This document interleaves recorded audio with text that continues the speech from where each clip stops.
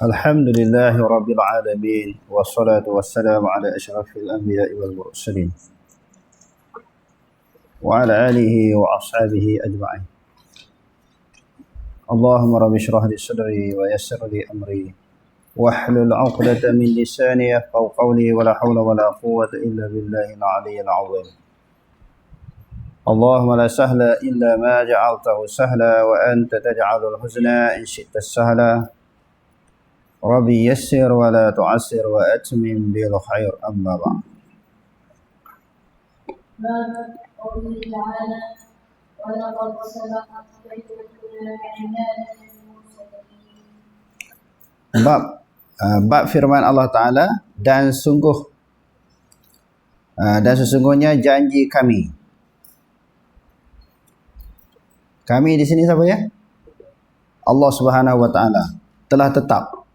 Jadi janji Allah Ta'ala dah tetap bagi hamba-hamba kami yang menjadi rasul. Apa janji Allah Subhanahu Wa Ta'ala kepada rasul? Di dalam ayat-ayat yang lain, semua hamba-hambanya selain daripada para rasul. Jadi maknanya telah tetap akan janji Allah Subhanahu Wa Ta'ala. Jadi Allah Subhanahu Wa Ta'ala nak menerangkan sesuatu yang berlaku, telah berlaku, sedang berlaku, akan berlaku, sesuatu yang telah ditetapkan oleh Allah Subhanahu Wa Ta'ala, suatu maklumat di sisinya, iaitu di azali, di lauh mahfuz. Okey, terus. حدثنا اسماعيل حدثني مالك عن ابي سنان عن الاعرج عن ابي هريره رضي الله عنه ان رسول الله صلى الله عليه وسلم قال لما قال الله الخلق كتب عنده فوق عرشه ان رحمتي سبقت غضبي. Imam Bukhari dengan sanadnya menyebut daripada Abi Hurairah radhiyallahu an, sesungguhnya Rasulullah sallallahu alaihi wasallam bersabda, tak kala Allah Subhanahu Wa Ta'ala telah menetapkan, telah menyelesaikan penciptaan kepada makhluk. Lamma qadallahu al-khalqa, selesai penciptaan makhluk.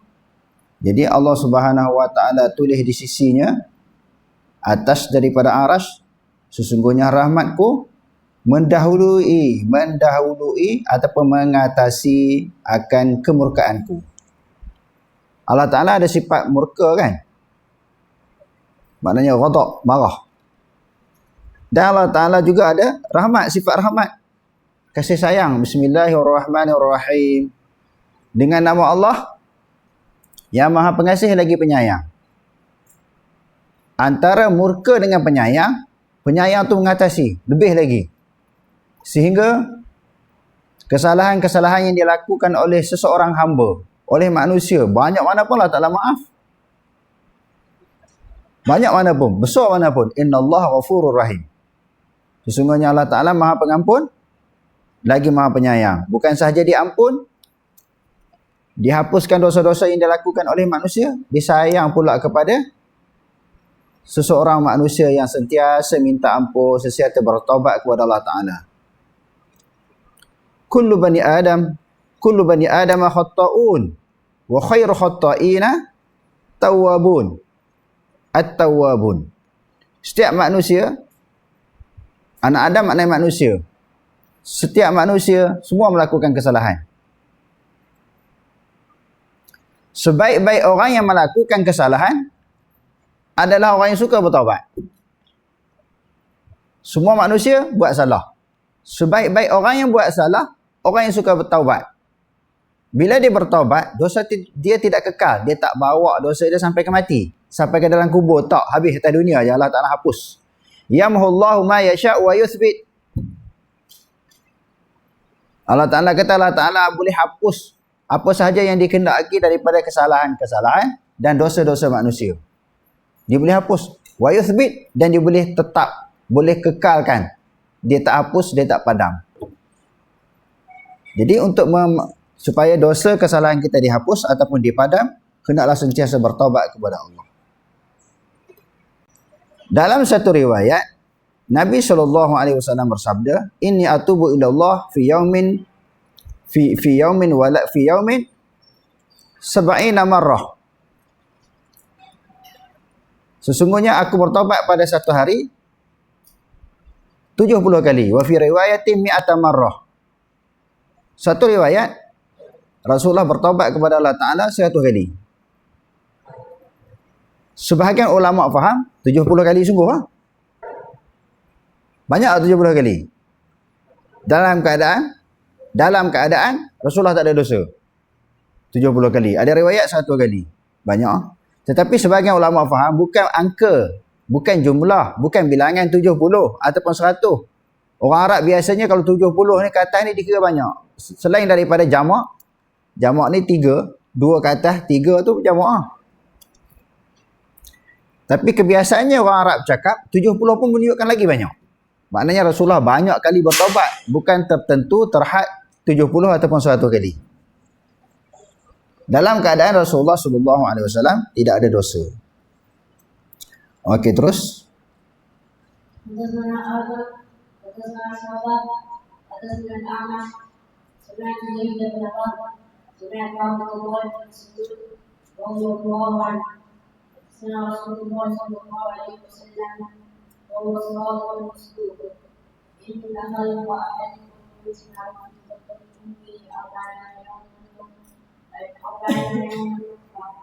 40 ليلة ثم يبعث على مثله ثم يكون هو مثله ثم يبعث إليه الملك ويؤذن ب40 كلمات ويكتب اسمه وأجله وعمله وشقي من سعيد ثم ينفخ فيه ويقول فإن أحدكم لا يعمل بعمل أهل الجنة حتى لا يكون بينها وبينه إلا ذراع ويسبق عليه الكتاب ويعمل بعمل أهل النار ويدخل النار وإن أحدكم لا يعمل بعمل أهل النار حتى ما يكون بينها وبينه إلا ذراع ويسبق عليه الكتاب ويعمل عمل أهل الجنة ويدخلها. Daripada Ibnu Mas'ud radhiyallahu an, Ibnu Mas'ud kata telah memberitahu kepada kami oleh Rasulullah sallallahu alaihi wasallam. Rasulullah memberitahu kepada kami. Yang mana Rasulullah itu wahwa sadiqul masduq. Rasulullah itu sadiq. Apa makna sadiq? Benar. Sifat yang wajib bagi Nabi, sidik, amanah, tabligh, fatanah kan? Sidik, amanah, tabligh, fatanah. Makna sidik maknanya benar. Sifat Rasulullah itu sendiri sifatnya benar. Sebab kata-kata Rasulullah bukan daripada hawa nafsu. Sebab tu dikatakan benar. Kalau daripada manusia biasa macam kita ni, kadang-kadang didorongi oleh hawa nafsu, syaitan. Kita bercakap tersasar, tergelincir. Lalu kita dalam percakapan dan ucapan kita tu terdedah dengan kesilapan dan kesalahan. Sebab kita bukan maksum. Sebab tu kata-kata manusia ni selain daripada Nabi boleh diterima dan boleh ditolak.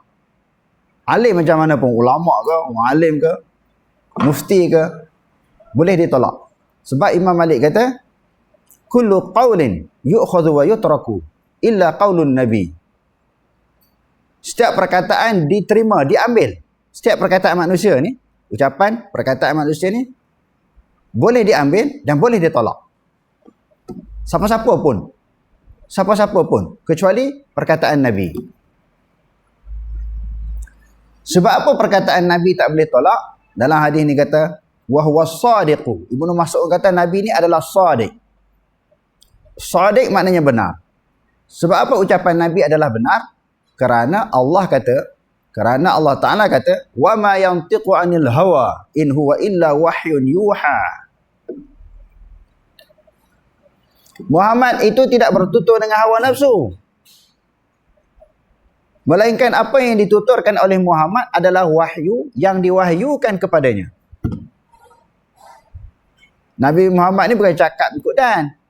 Dia bercakap ni ketika perlu.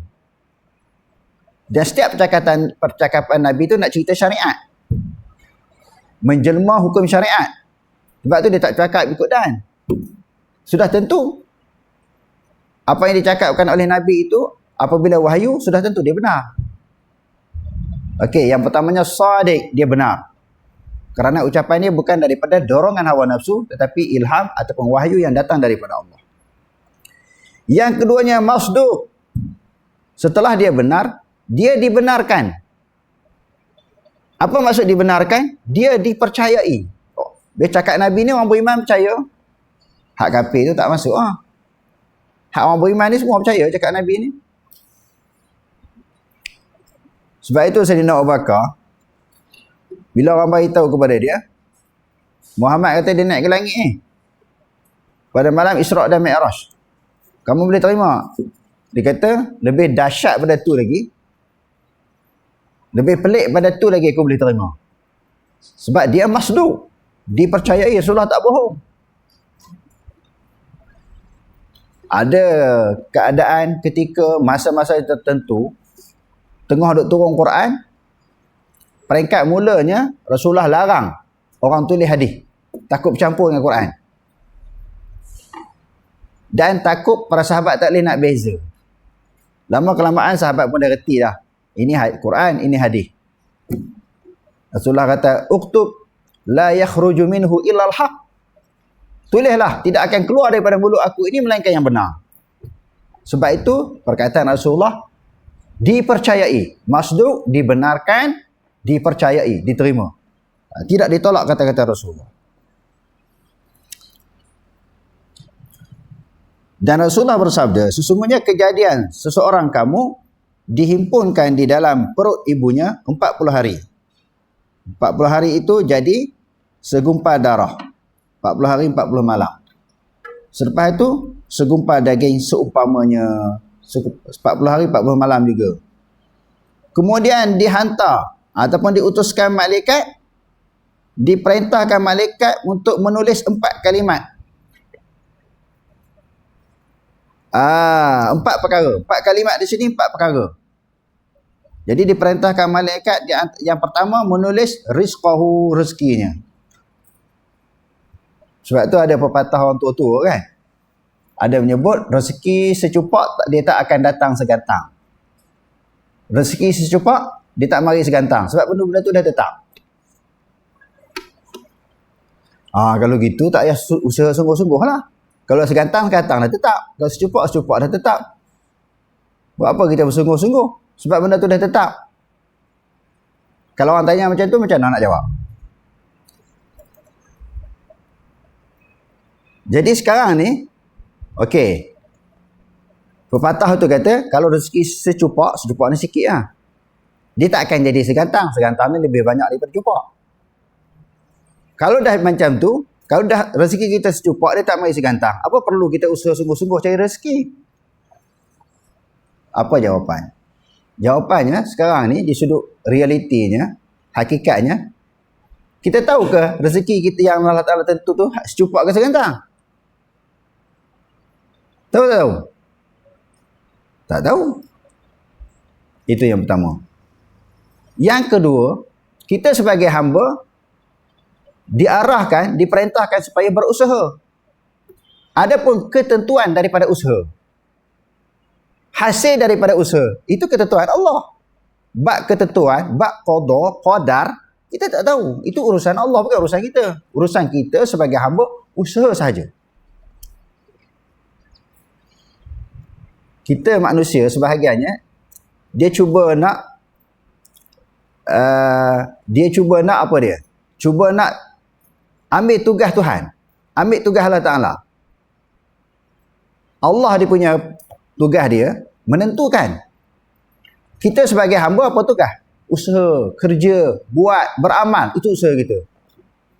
Baik buruk, semua telah ditetapkan oleh Allah Ta'ala. Satu tadi. Kalau benda tetap, rezeki secupak dia tak main segantang. Jawapannya kita kata, yang pertamanya, kita tahu tak rezeki kita tu segantang ke secupak? Tak tahu. Yang tu yang pertama yang kita kena faham dalam masalah qada qadar ini. Yang kedua, kita sebagai hamba disuruh berusaha. Jangan ambil tugas Tuhan. Tugas Tuhan apa? Menentukan. Allah Ta'ala nak tentukan macam mana, terpulang. Itu kerja Tuhan. Jangan fikir. Kita kena usaha. Di antara usaha yang perlu dilakukan oleh hamba yang ketiga adalah doa. Usaha kerja buat untuk memperoleh rezeki, menambahkan pendapatan, doa. Itu kerja hamba. Natijah, kesan, hasil daripada usaha, selenda, serah kepada Allah. Banyak manusia nak ambil alih tugas Tuhan. Kalau usaha macam ni dapat macam mana? Dapat tu maknanya kesan, natijah, serah kepada Allah. Contoh yang lain macam orang nak masuk periksa lah, dia dah belajar lah, menghafalnya, ulang kaji pelajarannya, muzakarahnya, usaha sungguh-sungguh. Keputusannya serah kepada Allah Ta'ala. Dah kita usaha. Tetapi kalau tak ada usaha, tiba-tiba nak serah. Tak boleh. Tugas hamba dia kena usaha. Usaha itulah yang dipanggil tawakal. Maknanya usaha dan berserah. Itu tugas hamba. Rezekinya, itu yang kita sebut pelajaran bila? Semalam ke 2 hari lepas. Malaikat maut ni dia nak tarik nyawa manusia, dia tengok rezeki dah tak ada. Dia tarik nyawa kita. Rezeki kita banyak tu je. Jadi dah tak ada rezeki. Lalu malaikat maut tarik nyawa. Sebab benda Allah Ta'ala dah takdir dia. Nasib manusia di azali ni banyak mana rezeki kita. Kan dalam hadis kata setelah dia dijadikan tubuh badan manusia sempurna 40 hari 4 bulan tu dia kata 40 hari 40 hari tu dah jadi. Sebelum ditiupkan roh, letak dulu nasib dia, rezekinya. Lepas tu apa dia? Ajalnya, umur dia panjang mana. Orang doa, Allahumma tawil umurana, Allahumma tawil umurana. Ya Allah, panjanglah umur kami. Panjanglah umur kami. Kita nak panjang mana umur kita? Nak panjang macam Firaun ke? Macam Namrud ke? Umur ni, umat kita ni nak panjang banyak mana? Berapa ratus tahun? Nak hidup atas muka bumi ni? Dia bukan ukuran panjang pendek umur. Dalam umur yang Allah Ta'ala bagi kepada kita tu, panjang mana pun, apa pengisian? Apa pengisiannya? Contohnya pelajar tahfiz. Panjang masa kelas. Kalau panjang sahaja pun, daripada pagi sampai ke malam, tak ada pengisian. Tak ada hafal. Pantang guru tak ada, keluar sekejap, dah sembang balik. Dah buang masa. Apa makna kalau masa yang kita bagi panjang tapi tidak ada pengisian? Hafalan, pengajian, muzakarah tak ada. Apa makna masa panjang yang kita diberikan oleh pihak sekolah? Umur panjang pun Allah Ta'ala bagi. Apa pengisian dalam umur tu? Setiap langkah, setiap gerak-geri, setiap aktiviti, setiap minit, setiap detik, setiap jam, setiap minggu, setiap bulan, setiap tahun. Apa yang kita isi? Umur-umur kita yang panjang. Sebab tu tak penting umur panjang. Yang pentingnya pengisian di dalam nak menghabiskan umur. Yang pentingnya pengisian untuk menghabiskan sisa umur kita yang berbaki, yang sikit lagi ni. Itu yang penting. Duk minta panjang, lepas tu tak ada berubah juga, duk sepatu juga. Amalan tak bertambah, tak ada perubahan. Panjang sia-sia. Tadi apa dia? Rezekinya, ajarnya dan amalannya. Apa perbuatan dia di atas dunia ni? Baik buruk. Syaqiyun. Wa syaqiyun am sa'idun. Ada riwayat asyaqiyun. Ada di situ, maknanya hamzah istifham. Adakah amalan dia itu amalan yang buruk ataupun amalan yang baik? Hak tu pun dah tetap. Kita punya ni, kedudukan nasib kita, dia azali, Allah Ta'ala dah tahu dia. Dia lahir ke atas dunia, dia tu makna manusia, apa yang dia akan buat? Amalan baik ke amalan buruk?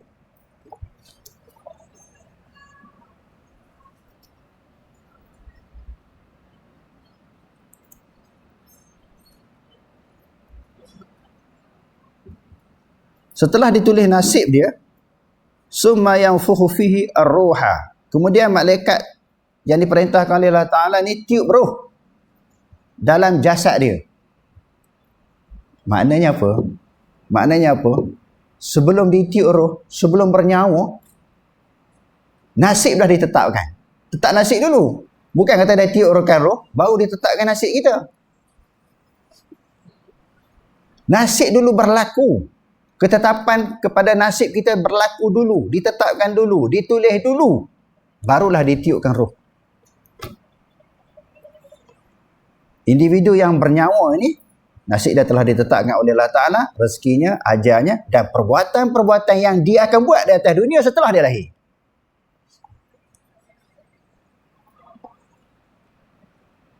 Apa yang dia akan buat?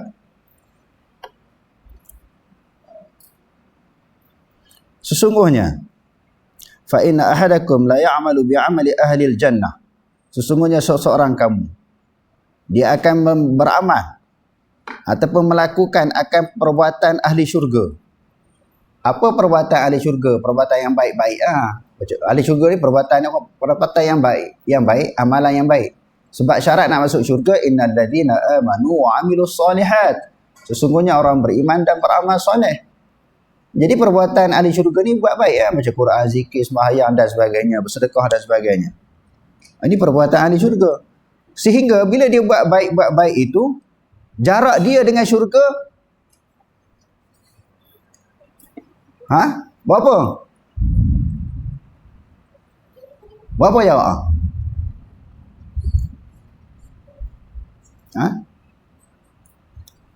Shibran sejengkal, zira' maknanya sehasta. Shibran bi shibrin wa zira'an bi zira' dalam satu riwayat yang lain kan.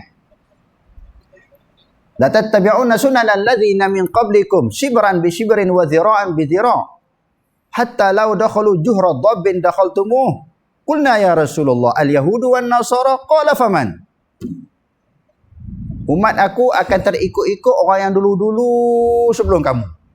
Mula-mula ikut sejengkal. Sedekah demi sedekah. Lepas itu ikut pula. Apa tadi kita sebut tadi? Sehasta demi sehasta. Sehingga umat dulu-dulu masuk dalam lubang biawak, umat aku akan masuk juga. Sahabat kata, sahabat, adakah yang dimaksudkan umat kamu akan ikut umat dulu ni Yahudi dan Nasrani? Rasulullah kata, qala faman. Siapa lagi kalau bukan Yahudi, bukan Nasrani yang menjadi ikutan umatku?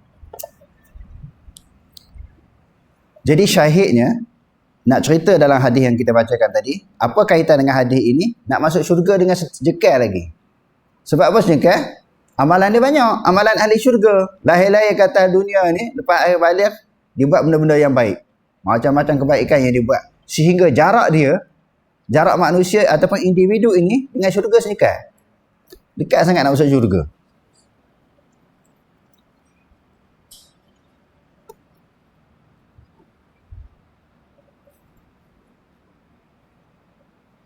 Bukan sedekah, sehasta. Sebab zira' kan. Kalau shibran baru sejengkal, sehasta.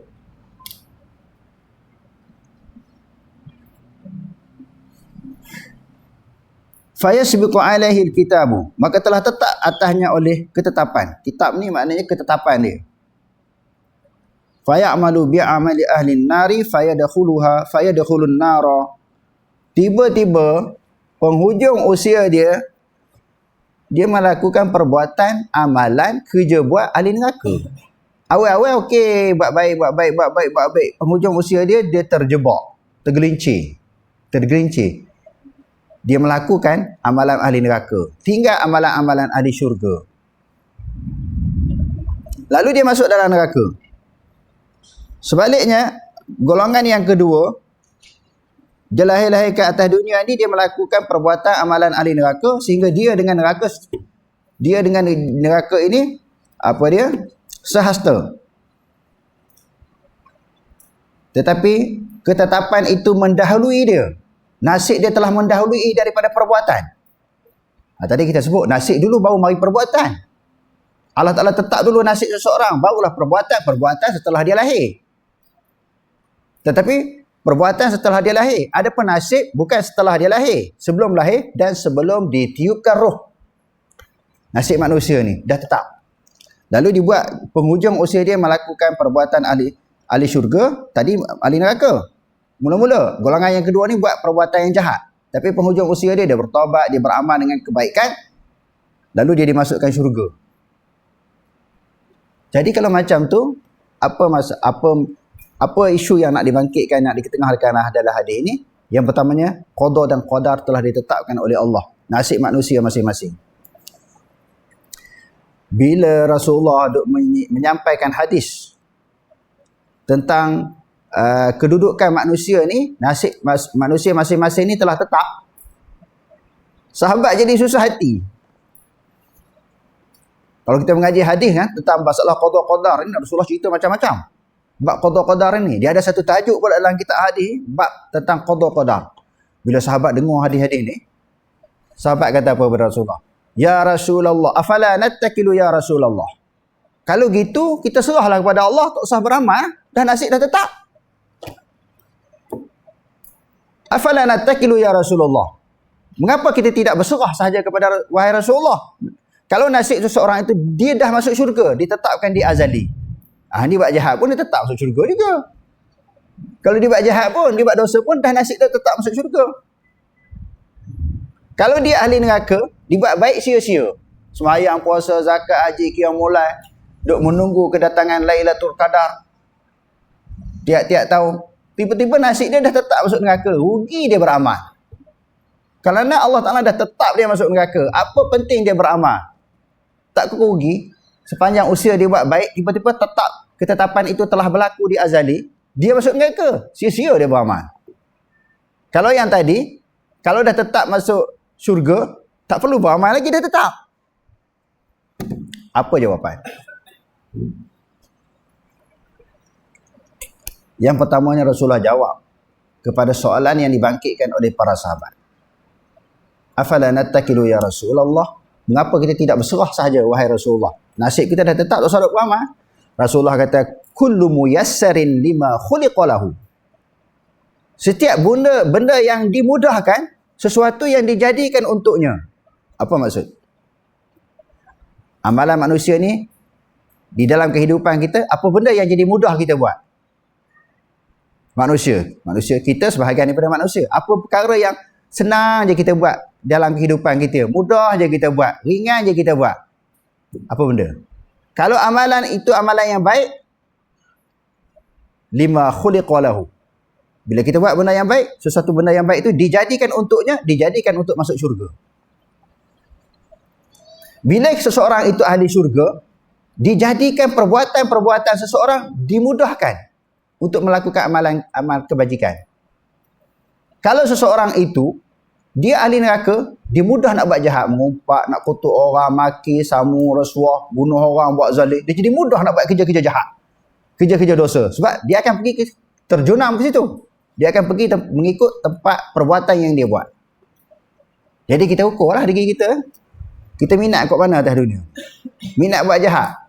Dibimbangi, maknanya kita akan pergilah tempat jahat. Tempat yang didiami oleh orang jahat, iaitu ashabun nar, penghuni neraka. Kalau perbuatan manusia benda yang baik, dia akan tujulah tempat orang yang baik ni, mana tempat dia? Yakni syurga. Dia tak mati setakat tu. Beberapa hadis yang kita mengaji pada petang ni, sebelum-sebelum ni pun dah kita mengaji dah. Last sekali, selain daripada ukur amalan zahir, inna nahkumu biz-zawahir wala nahkumu fis-sarair. Kaedahnya kita menghukum benda zahir, tak hukum benda batin. Itu sudut zahirnya macam tu lah. Orang yang rajin datang masjid, beramal, semoga lah kita kata ahli syurga. Kita kata macam tu. Tak boleh kata pasti.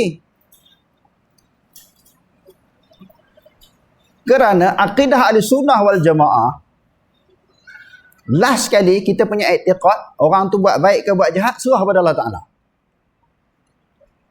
Sebab itu orang buat dosa ahlul kabair, orang buat dosa-dosa besar, kita tak boleh kata dia ni confirm masuk neraka ni, duk main judi hari-hari, duk minum arak hari-hari, bulan puasa tak puasa, confirm masuk neraka. Tak boleh.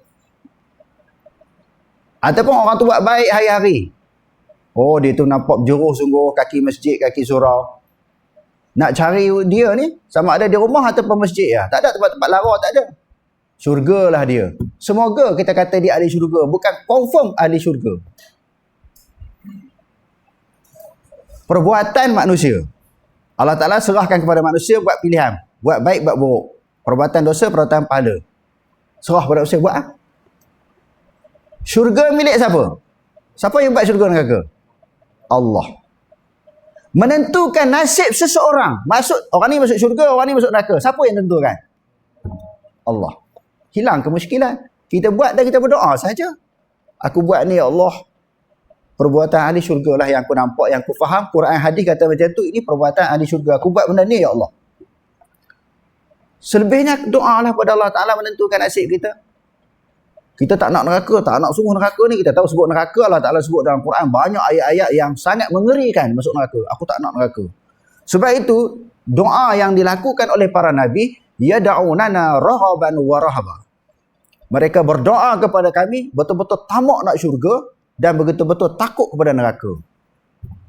Nabi-Nabi apa perlu lagi bersungguh, tekun berdoa kepada Allah. Kekasih Allah Ta'ala. Allah Ta'ala dah tetap masuk syurga. Tapi takut tu. Sebab takdir itu mereka faham. Takdir ni Allah Ta'ala yang tentukan. Bila berdoa dia bersungguh-sungguh kepada Allah. Jadi kesimpulannya, perbuatan, amalan, usaha, kerja manusia. Selain daripada amalan-amalan yang baik, sebahagian daripada amalan itu juga doa. Sebab dalam hadis kata, la yuraddul du'a, la yuraddul qada'u illa bidu'a. La yazidu fil umri illa albirru. Tidak ditolak ketetapan Allah. Allah Ta'ala tetap syurga neraka baik buruk kan? Tak ditolak. Melainkan dengan doa. Walaupun nasib dia Allah Ta'ala tetapkan takdir apa yang berlaku atas dunia buruk nasib dia. Doa. Dia doa, munajat, merayu, menangis kepada Allah Ta'ala. Allah Ta'ala ubah. Sebab menentukan perubahan itu adalah ketetapan Allah. Ada pula dalam perbahasan dalam kitab sebut pula qada mu'allaq ke qada mubram. Ketetapan itu adakah masih bergantung ataupun kata putus? Hak tu pun kita tak tahu. Hak Allah Ta'ala putus ataupun masih tergantung qada itu. Kita pun tak tahu. Jadi buat saja dan doa. Tidak ditolak akan ketetapan Nabi kata, melainkan dengan doa. Tidak dipanjangkan umur seseorang, melainkan dengan melakukan kebaikan. InsyaAllah Allah Ta'ala panjangkan umur. Walaupun dia tak minta panjang umur. Minta panjang umur tapi tak diisi dengan kebaikan. Jadi, kita dah sebut tadi, panjang ke pendek ke umur kita, tak penting. Apa pengisian kita di dalam menghabiskan umur-umur kita yang berbaki ni? Hak tu penting. Jadi itu tentang hadis ini nak menceritakan tentang qadar yang Allah Ta'ala tetapkan kepada manusia. Okey, terus.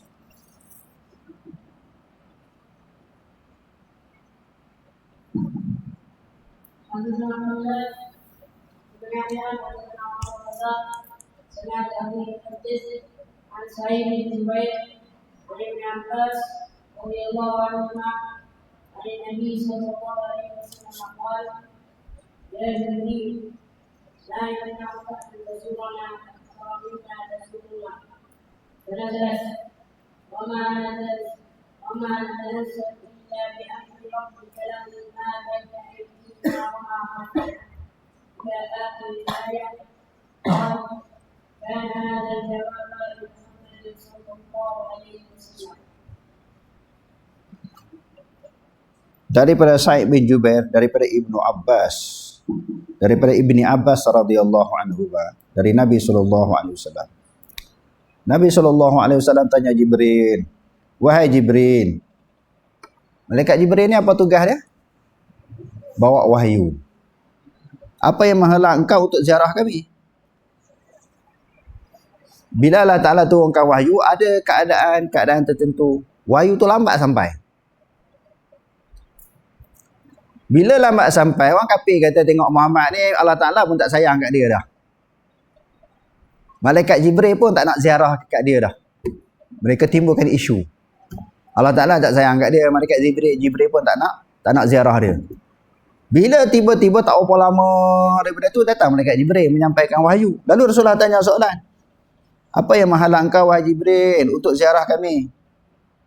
Lebih banyak daripada engkau ziarah sebelumnya. Lalu Allah Ta'ala turunkan ayat, tidaklah malaikat Jibril itu turun, melainkan urusan Tuhan. Bukan hari-hari boleh turun. Rasa nak turun. Asal orang minta turun. Tak. Dia turun ke bumi, dia bawa wahyu atas perintah Allah Ta'ala. Sebagaimana ayat 6 surah At-Tahrim. Wa yaf'aluna ma yu'marun. Mereka melakukan apa sahaja yang diperintahkan. Benda yang tak diperintahkan, perkara yang tidak disuruh, malaikat Jibril tak buat. Bukan kata malaikat Jibril, semua malaikat macam tu. Jadi barulah Nabi SAW rasa lapang dada. Sebab orang kafir duk main isu ni, tengok Muhammad ni Allah Ta'ala pun dah tak sayang kat dia. Malaikat Jibril pun tak nak ziarah dia. Bila dia tanya Jibril, Allah Ta'ala turunkan ayat. Tidaklah malaikat Jibril itu turun melainkan dengan perintah dan juga arahan daripada Allah Subhanahu Wa Ta'ala. Okey, terus. Wasil.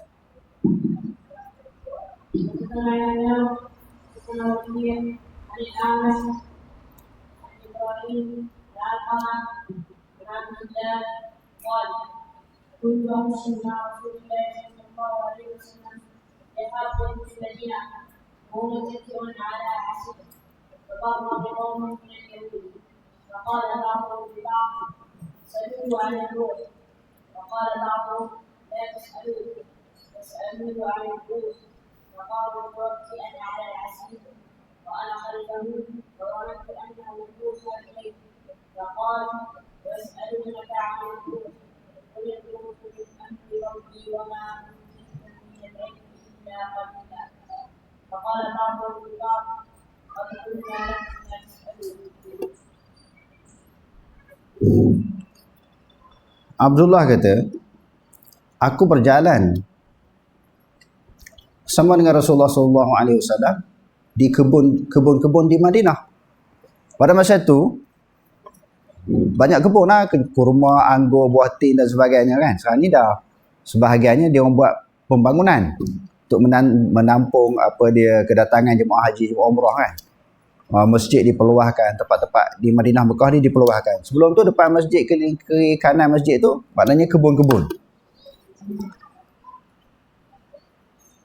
Lalu bila berada di kebun itu, famarra biqaumin minal yahud.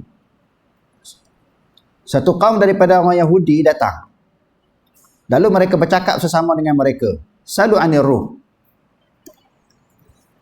Kamu pergi tanya Muhammad ni tentang roh. Sebab dia dah tahu.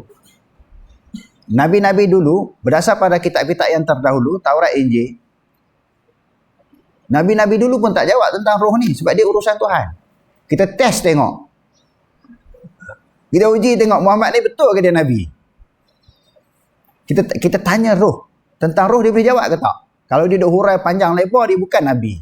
Sebab Nabi-Nabi dulu pun tak jawab. Kita tanya Muhammad tentang roh. Sebahagian mereka, la tas'aluhu. Jangan kamu tanya. Dia mau duk bincang sama demo ni. Sebahagian yang lain pula kata, pergi tanya. Lalu bila ditanya akan Nabi SAW, lalu mereka bertanya tentang roh, Nabi berdiri dengan memakai tongkat daripada pelepah kurma. Sementara aku berada di belakangnya, Abdullah kata. Nabi dia pakai tongkat daripada pelepah kurma. Dipotong kan, buat tongkat. Bila Nabi ni dalam kehidupan dia pernah bertongkat, adakah memakai tongkat ataupun menggunakan tongkat sebahagian daripada sunnah Nabi? Sebab Nabi pernah bertongkat. Dan Nabi ada pakai cincin.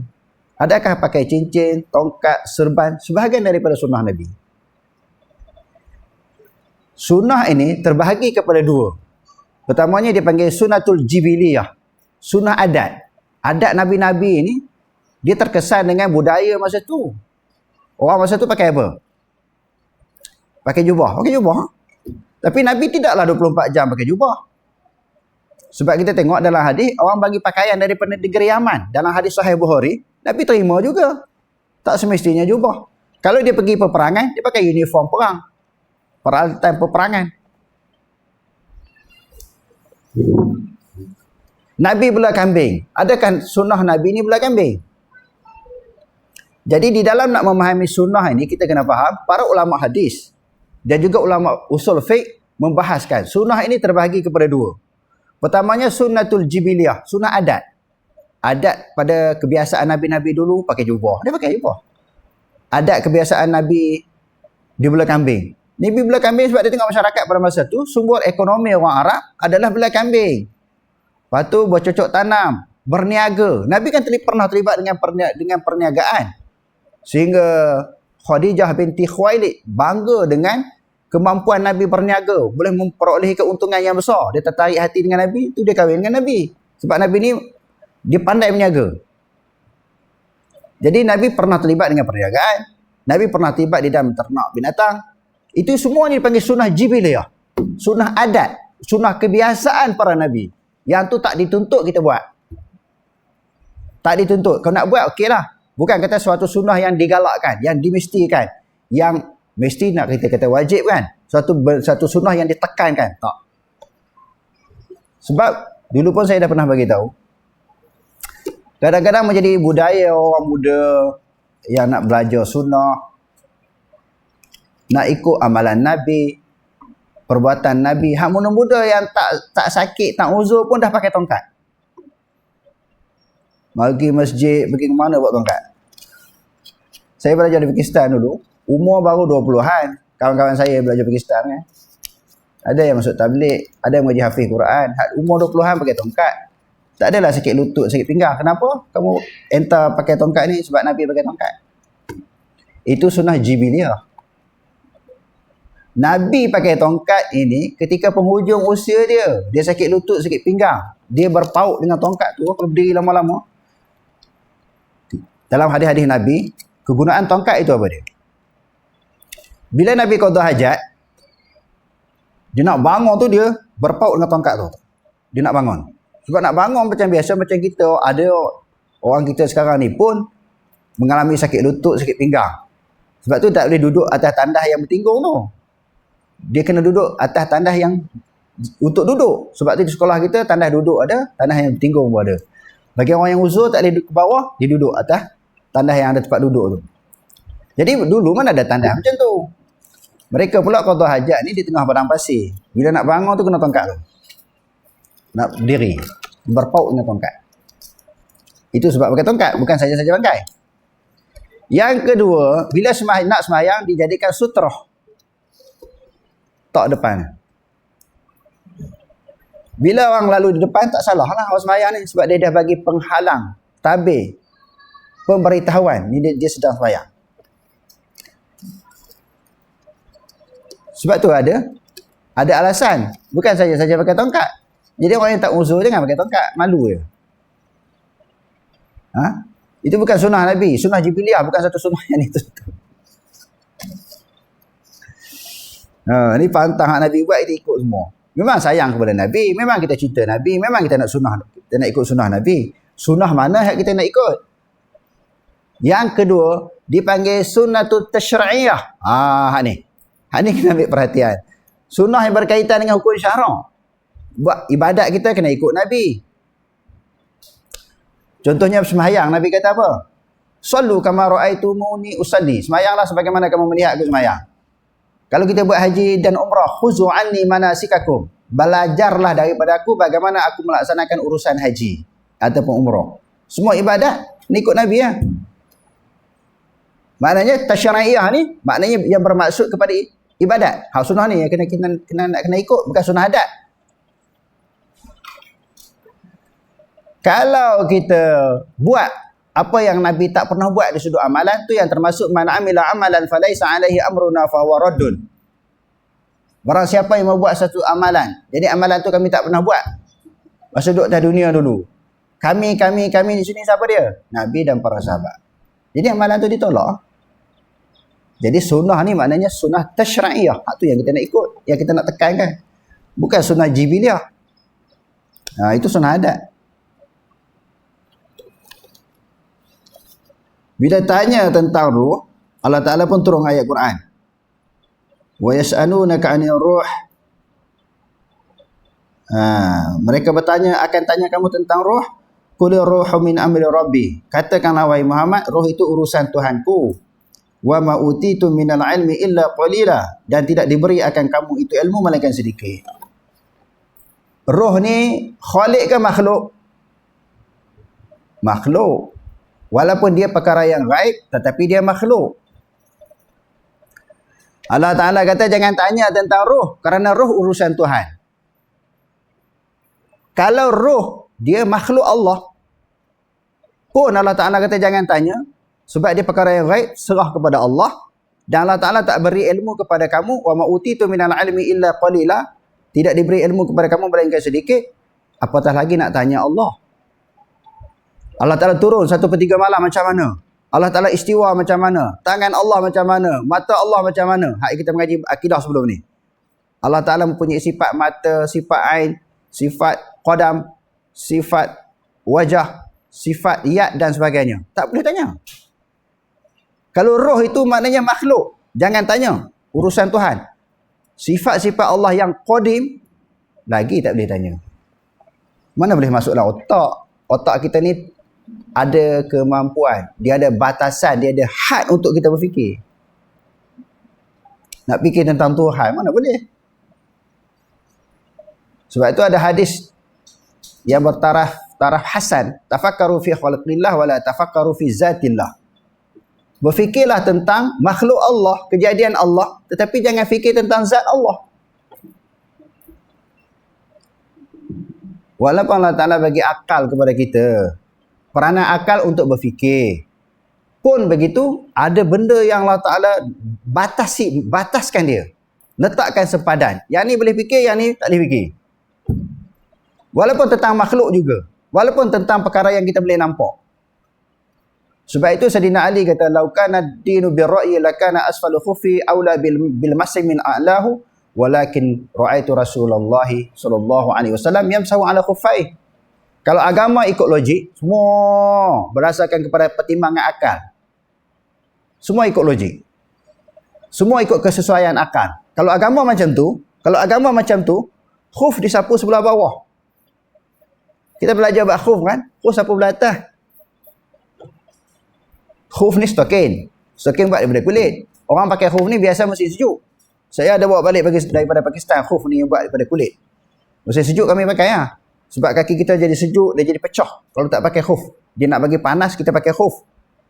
Jadi khuf ni, kita kalau dalam mazhab Syafi'i, kena ambil sembahyang dulu, baru kita pakai. Lepas kita tak lama pada tu, kita batal air sembahyang. Bila kita batal air sembahyang, kita ambil sembahyang macam biasa, basuh muka, tangan, kepala, sampai kat kaki, sapu je atas khuf dulu. Tak perlu buka stokin untuk basuh, tak payah, sapu je. Sapu itu di atas. Sayyidina Ali kata, kalau agama ikut logik, sapu di belah bawah. Sebab bawah yang kotor. Kita berjalan dengan tapak, bawah yang kotor. Tapi Nabi, aku nampak Nabi sapu ke atas. Menunjukkan agama bukan ikut logik. Agama ikut dalil. Agama ikut hujah. Agama ikut fakta daripada Quran dan juga hadis. Nak ikut logik banyak. Tak sesuai dengan logik kita. Okey, terus.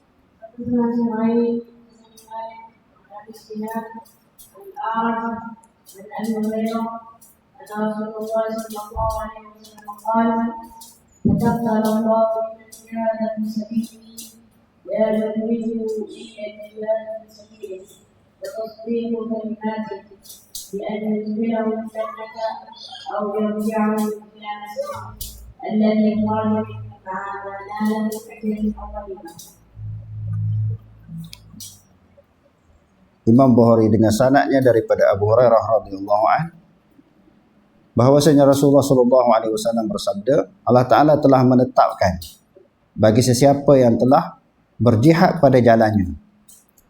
Jadi mutabaqah hadis ni dengan tajuk benda tetap. Tetap di azali di sisi Allah Taala. Apa yang Allah Taala tetapkan? Allah Taala tetapkan sebahagian daripada ketetapan Allah bagi orang yang berjihad pada jalannya. Dia tidak keluar melainkan jihad pada jalan Allah Taala. Bukan ada maksud yang lain. Dia pergi berjihad semata-mata kerana Allah. Bukan kerana dunia, bukan kerana ghanimah, bukan nak tunjuk dia berani, nak tunjuk hebat, tak. Dia pergi berjihad tu semata-mata kerana Allah. Wa tasdiqu bi kalimatih, mengiyakan tentang janji-janji Allah, firman-firman Allah. Sesungguhnya dia akan dimasukkan dalam syurga. Ataupun dia kembali kepada rumah dia yang dia keluar daripadanya. Maknanya kadang-kadang pergi berjihad ni tak balik-balik. Sebab apa tak balik? Mati lah, mati syahid. Ya Allah Ta'ala sebut dalam Quran, minal mu'minina rijalun sadaqu ma ahadullah alaih faminhum man qada nahbahu wa minhum man yantazir wa ma baddalu tabdila. Sebahagian orang yang beriman itu orang yang benar janji mereka kepada Allah. Apa maksud? Sebahagian sahabat ni dia terlepas di dalam suatu peperangan, lalu dia berjanji kepada Allah, lain kali kalau Allah Ta'ala wajibkan datangkan kefarduan jihad, aku akan berjihad pada jalan Allah Ta'ala dan aku akan memperlihatkan kepada Allah bagaimana ketangkasan, kepatasan aku di dalam berperang dengan orang kafir. Aku nak tunjukkan kepada Allah, bukan nak tunjuk kepada manusia bagaimana keberanian aku, kehebatan aku di dalam melawan orang kafir. Dia janji-janji menjantung mati, nak pergi perang, berlaku peperangan yang berikutnya dia mati syahid. Minal mu'minina rijalun sadaqu ma ahadullah alaih. Sebahagian orang yang beriman, orang yang telah menepati janji mereka dengan Allah. Apa yang mereka janji kepada Allah untuk berjihad, mereka berjihad. Faminhum man qada nahbahu. Sebahagian mereka telah menepati janji mereka mati syahid. Wa minhum man yantazir. Sebahagian mereka menunggu-nunggu untuk mati syahid. Wa ma baddalu tabdila. Dan mereka sekali-kali tidak mungkir janji mereka dengan Allah. Dan Allah Ta'ala sekali-kali, wa ma baddalu tabdila, mereka tidak mungkir janji mereka kepada Allah. Kata nak jihad, mereka akan jihad. Sekarang ni perkataan jihad ini hadirin sekalian, hari ni hari yang terakhir, dia panjang sikit ya. Musuh-musuh Islam cuba nak keluarkan perkataan jihad daripada Quran, daripada hadis, tak berjaya. Sebab benda tu dah tetap. Mereka cuba menghilangkan semangat jihad daripada orang yang beriman. Supaya bila tak ada semangat jihad, orang kafir, Israel, Amerika, Yahudi, dia boleh hentam orang Islam sesuka hati. Sebab nak tarik, buang, hilangkan semangat jihad yang ada di dalam diri orang yang beriman kepada Allah. Sebab tu orang Islam sekarang ni tak ada semangat jihad. Bila nak berjihad, orang kata teroris. Dalam bahasa Arab dia panggil irhabi. Pengganas. Orang kafir bunuh orang Islam tak apa, bunuh orang Palestin. Tak apa. Bila orang Islam bertindak, itu pengganas. Itu teroris. Orang Islam tak boleh bangun, tak boleh angkat kepala, tidak boleh mempertahankan agama dia, tidak boleh mempertahankan tanah air dia. Ulama-ulama pula lesu, bagi fatwa, tak boleh ekstrim. Ini bercanggah dengan maqasid syariah. Ini perangai sebahagian ulama. Pemimpin-pemimpin negara akan tangkap mana-mana orang pergi berjihad. Bukan kata pergi berjihad, ada semangat jihad, tangkap. Dia orang nak lumpuhkan, nak matikan semangat jihad daripada kalangan orang Islam. Sehingga seolah-olah jihad peperangan tidak wujud di zaman sekarang. Yang ada jihad hawa nafsu. Yang ada jihad ekonomi. Hak tu yang duduk ceramah. Tak ada semangat jihad. Sedangkan dalam Quran, ayat-ayat jihad tak pernah dimangsuhkan oleh Allah Ta'ala. Inna Allah ashtara minal mu'minina anfusahum wa amwalahum bi'anna lahumul jannah. Yuqatiluna fi sabilillah fayaqtuluna wa yuqtalun. Wa'dan alaihi haqqan fit tawrati wal injili wal Quran. Allah Ta'ala membeli jiwa orang yang beriman itu dengan syurga.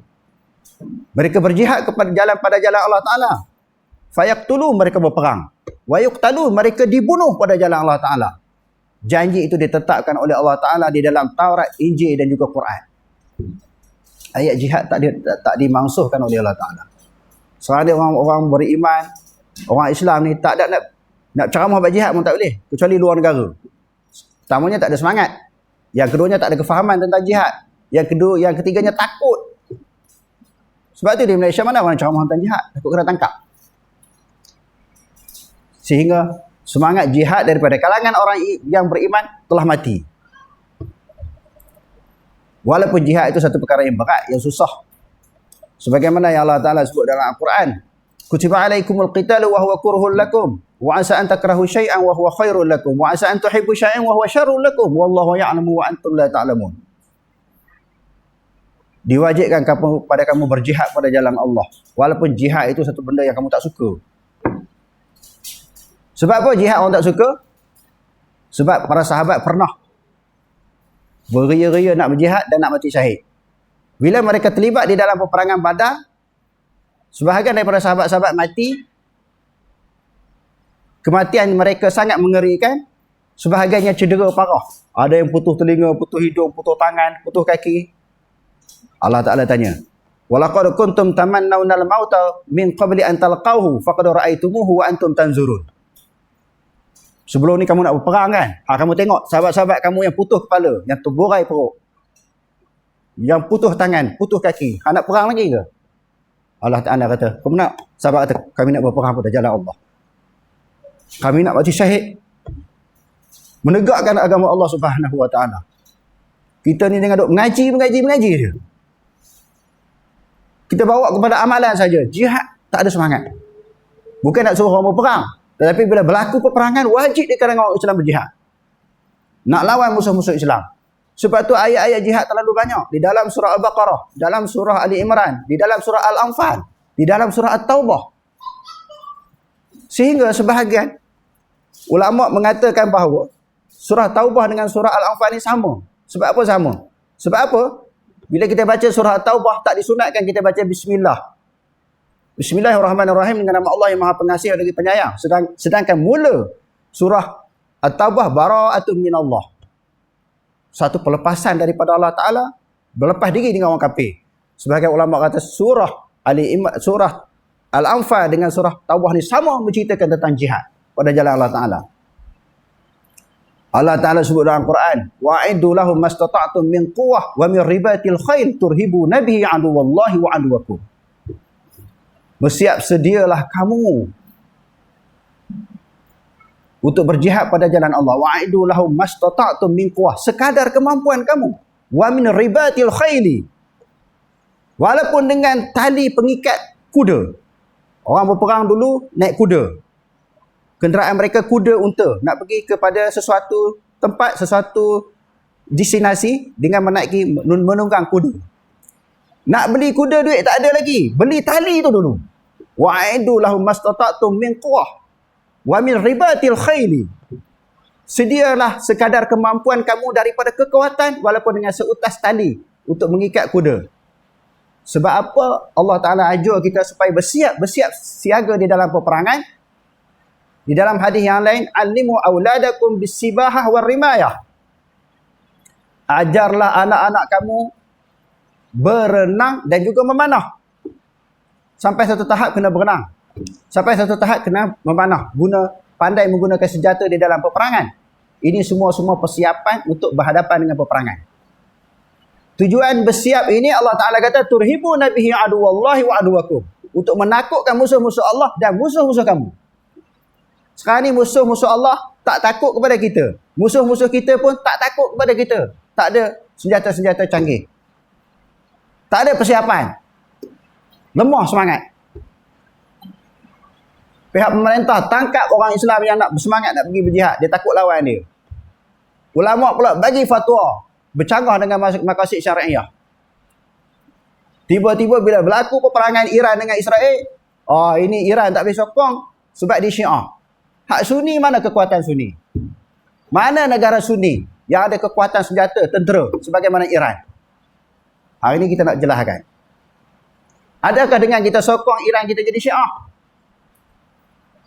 Di zaman Nabi SAW, bila berlaku peperangan antara Rom dengan Parsi, Nabi dan para sahabat sokong Rom. Rom tu kafir, ahli kitab. Parsi majusi pada masa tu. Balik ni baca surah Rum. Alif Lam Mim, ghulibatir Rum. Akan dikalahkan Rom. Mula-mula Rom kalah, tak berapa lama Rom menang, menewaskan Parsi. Rasulullah dengan para sahabat sokong Rom. Sebab dia ahli kitab, kafir juga, tapi kurang kafir. Andai kata Syiah ni sesat pun, dia tidaklah sejahat dengan Israel. Itu yang pertama yang kita kena faham. Balik ni rojak surah Rum. Bagaimana pendirian Quran, bagaimana penegasan daripada Allah Ta'ala, kita nak sokong mana kalau sama-sama kafir. Kalau diandaikan Syiah ini kafir, banyak duk tulis-tulis dalam Facebook kan, Syiah tak disokong Iran. Kita bukan sokong dia punya akidah, kita sokong perjuangan dia yang berani lawan Israel. Kerana tidak ada negara Sunni di dalam dunia ini yang berani lawan Israel, yang memiliki senjata-senjata yang canggih, mempunyai tentera-tentera yang hebat. Sedangkan Allah Ta'ala kata wa'iddu lahum mastata'tum min quwwah, bersiaplah kekuatan sekadar kemampuan kamu. Mana ada persiapan? Dalam Quran cukup banyak ayat-ayat peperangan, ayat-ayat jihad. Kita tak bersedia untuk berjihad sebab tak ada semangat. Tadi saya ada sebut semangat itu cuba nak dipadamkan oleh orang-orang kafir. Semangat jihad sebagai perjuangan ni supaya bila dia serang, dia bunuh kita, kita tak boleh bangun. Bila kita bangun, ini teroris. Ini pengganas. Kembali kepada isu Iran dengan apa Israel ni, Amerika tumpang sekali lawan Iran. Kita sokong Iran. Bukan kita sokong dia punya akidah. Sokong perjuangan dia melumpuhkan keegoan Israel dan keegoan Amerika. Berapa juta umat Islam dah dibunuh puluh tahun, hampir 100 tahun. Mereka serang Palestin. Sehari dua ni Palestin di Gaza agak aman kerana dia sibuk lawan Iran. Kalau tidak sampai sekarang ni, Gaza tak selamat. Dihentam oleh Israel, dibantu oleh Amerika. Nampak? Ini orang Islam duk tulis dalam Facebook, duk comot jangan sokong Iran, Iran ni munafik. Satu lagi masalah. Bila sebut munafik, munafik ni Allah Ta'ala kata, wallahu ya'lamu ma fi qulubihim. Munafik ni urusan hati. Kita tak tahu, itu surah kepada Allah Ta'ala. Tapi di sudut perkara yang jelas, dia lawan Israel, kita kena sokong dia. Bila kita sokong dia, sokong tentang perjuangan, menundukkan keangkuhan Israel dan juga Amerika, bukan kita sokong dia punya akidah. Andai kata akidah dia salah. Kita tak sokong akidah dia. Sebagaimana Rasulullah dan para sahabat tak sokong akidah orang Rom yang beragama Nasrani, kita tak sokong dia punya akidah. Rasulullah tak sokong. Tetapi sokong perjuangan dia kerana dia masih ahli kitab. Agama Samawi. Sebab itu nak menilai, nak mengukur sesuatu perkara, bukan dengan nafsu kita. Dengan Quran, dengan hadis. Kayu pengukur Quran dan hadis. Apa yang disebut oleh Allah Ta'ala dalam Quran? Apa yang disebut oleh Nabi SAW dalam hadis? Bagaimana pendirian Nabi ketika melihat dua kafir yang berbalah? Bagaimana pendirian Nabi? Ambil hak kurang kafir. Kita dah baca dalam Quran, fa in tanaza'tum fi syai'in farudduhu ila Allah war Rasul. In kuntum tu'minuna billahi wal yawmil akhir, dzalika khairun wa ahsanu ta'wila. Jika kamu berbeza pendapat antara satu sama lain, kembali kepada Allah, Quran, kembali kepada Rasul, hadis. Apa pendirian Rasul dalam masalah ini? Dalam masalah peperangan antara kafir sama kafir. Pilih kurang kafir, jahat sama jahat. Pilih kurang jahat, sesat sama sesat. Pilih yang kurang sesat. Itu kaedah dia. Dalam usul fiqh dia panggil apa? Akhafud dararaini. Akhafud dararaini. Memilih sesuatu yang kurang daripada mudarat. Antara dua sama-sama mudarat, kurang, ambil yang kurang mudarat. Jadi itu pendirian yang perlu ada kepada orang Islam kita di dalam menilai peperangan antara Syiah dengan Israel. Okey, terus.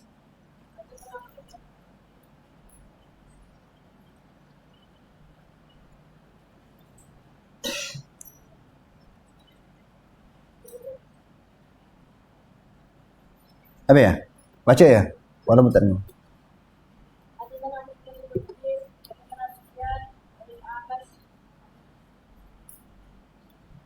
Okey, kesimpulan daripada hadis yang terakhir ini, hadis yang ke-7458 daripada Abi Musa, dia berkata, telah datang seorang lelaki kepada Nabi SAW. Dia berperang kerana nak menunjukkan kekuatan. Ada yang berperang nak tunjukkan kekuatan, ada yang berperang kerana riak. Yang mana satu? Yang mana satu pada jalan Allah Ta'ala? Tunjuk kekuatan, tunjuk keberanian, tunjuk dia puak dia hebat dan kerana riak. Yang mana satu perjuangan ini dianggap fi sabilillah? Lalu Rasulullah kata, man qatala, barang siapa yang berperang litakuna kalimatullahi hiyal ulya, untuk menegakkan kalimah Allah Ta'ala yang maha tinggi, fahuwa fi sabilillah. Kesimpulan yang dibuat ni, siapa-siapa sahaja yang berperang, yang berjuang pada jalan Allah Ta'ala, tak ada tujuan, tak ada maksud-maksud yang lain melainkan kerana Allah. Tu fi sabilillah. Kerana riak, kerana nak tunjuk berani, kerana nak tunjuk hebat, semua bukan pada jalan Allah Ta'ala. Jadi dalam hadis ini juga nak menunjukkan bahawa sesuatu yang telah ditetapkan oleh Allah Subhanahu Wa Ta'ala di azali, perkara itu akan berlaku di atas dunia. Dia tetap dulu. Lepas tu manusia akan buat berdasarkan ketetapan Allah. Yang kedua, nasib-nasib manusia yang berlaku di atas dunia ini, suatu ketetapan yang boleh berlaku perubahan dengan doa. La yuradul qada'u illa bidu'a. Tidak akan berubah sesuatu ketetapan melainkan doa. La yazidu fil umri illa albirru. Tidak bertambah umur seseorang melainkan dengan kebaikan-kebaikan yang dia buat. Wallahu a'lam. Aqulu qouli hadza wa astaghfirullahal azim li wa lakum. Wassalamu alaikum warahmatullahi taala wabarakatuh.